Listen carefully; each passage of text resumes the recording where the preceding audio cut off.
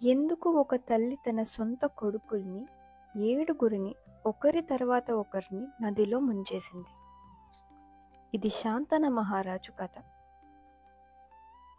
అతను ఒక అమ్మాయితో ప్రేమలో పడ్డాడు.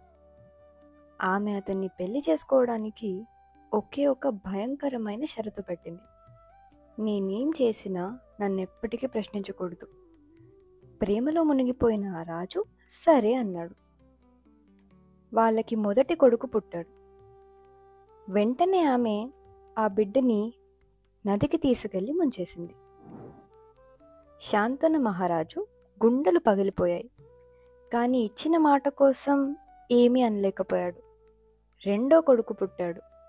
ఆమె అతన్ని కూడా నదిలో ముంచేసింది. మూడో వాడిని, నాలుగో వాడిని, ఇలా 7 సంవత్సరాలు ఆ నరకాన్ని మౌనంగా చూస్తూ ఉన్నాడు. వాళ్ళకి 8వ కొడుకు పుట్టి ఆమె మళ్ళీ బిడ్డని ముంచేయబోతున్నప్పుడు ఈసారి శాంతను ఆగలేకపోయాడు. ఆపు అని గట్టిగా అరిచాడు. ఎవరు నువ్వు అన్నాడు. వెంటనే ఆమె రూపం ఒక వెలుగుతో మారిపోయింది. నేను గంగాదేవతని అని ఆమె చెప్పింది. నీ కొడుకులు వాసవులు ఒక శాపం వల్ల మనుషులుగా పుట్టారు. వాళ్ళని ఇలా ముంచడం వల్ల నేను వాళ్ళకి శాప విముక్తి కలిగించాను. కానీ నువ్వు నీ మాట తప్పావు. గంగ తన చివరి బిడ్డతో సహా ఆ నదిలో అంతర్ధనం అయిపోయింది.